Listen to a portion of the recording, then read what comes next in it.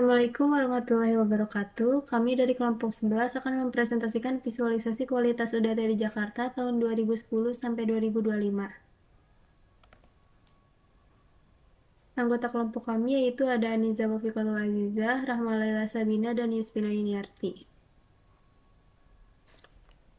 Latar belakang masalah. Kualitas udara Jakarta menjadi isu penting karena langsung memengaruhi kesehatan masyarakat. Tingkat polutan seperti PM10, NO2, SO2, CO, dan O3 berubah setiap hari akibat cuaca, musim, lalu lintas, dan aktivitas industri. Perubahan ini sulit dipahami hanya melalui tabel angka, sehingga visualisasi data sangat diperlukan. Melalui grafik garis, tren kualitas udara jangka panjang 2010 sampai 2021 dapat terlihat lebih jelas, mulai dari pola musiman, perbandingan antar stasiun pemantau, hingga hubungan antar polutan. Visualisasi ini membantu pemerintah, peneliti, dan masyarakat untuk mengidentifikasi area rawan, memahami tingkat risiko, serta mendukung pengembalian keputusan berbasis data.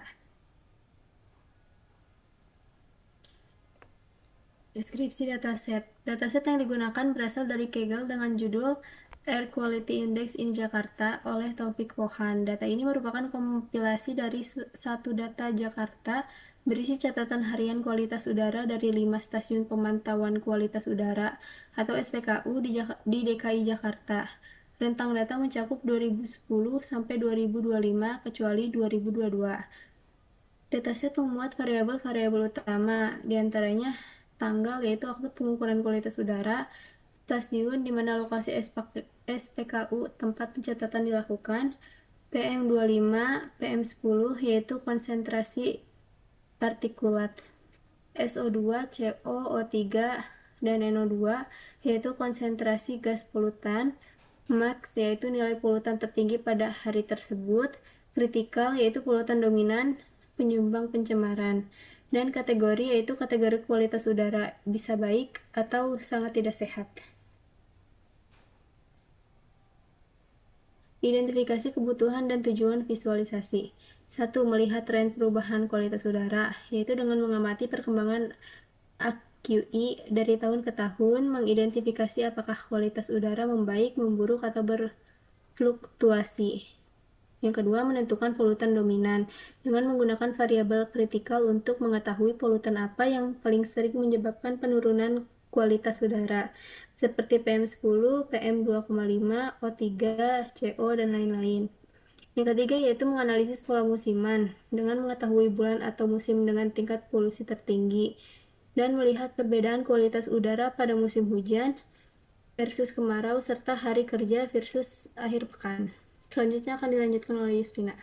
Baik, selanjutnya yang keempat, membandingkan antar stasiun pemantauan, yaitu menentukan lokasi yang paling sering mencatat polusi tinggi, mengidentifikasi perbedaan karakter polutan di setiap SPKU.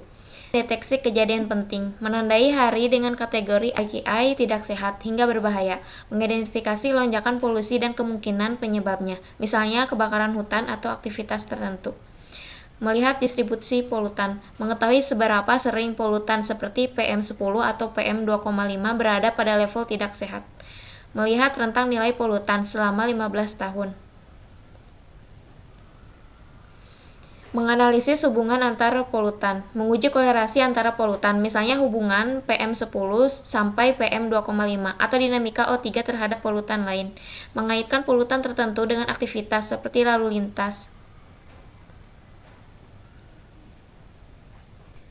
Selanjutnya ini adalah rancangan awal yang kami buat, di mana ini untuk menampilkan kualitas udaranya, melihat konsentrasi polutannya, dan melihat apakah kualitas udara ini masuk dalam kategori baik, sedang, atau tidak sehat. Di sini ada bagian polusi udara, kemudian analitik, insight, kemudian laporan, data manajemen. Selanjutnya di sini ada bagian filter data. Years yaitu memilih tahun data, date itu tanggalnya, dan polutan ini akan bisa memilih jenis polutannya. Selanjutnya akan dijelaskan oleh Anaza. Selanjutnya ada pemilihan chart awal. Chart awal yang kami pilih adalah line chart. Line chart memudahkan perbandingan antara stasiun pemantauan karena setiap stasiun dapat ditampilkan sebagai garis berbeda sehingga perbedaan kondisi polusi antar wilayah lebih terlihat. Line chart direncanakan digunakan dalam beberapa bentuk. Yang pertama ada trend AQI tahunan untuk melihat perubahan kualitas udara, lalu ada line chart per stasiun untuk membandingkan pola polusi antar lokasi. Lalu yang ketiga ada line chart per polutan seperti PM2,5, PM10, NO2, dan lain-lain. Dan yang terakhir ada line chart dengan penanda kejadian ekstrim seperti hari ketika AQI masuk kategori tidak sehat atau sangat tidak sehat.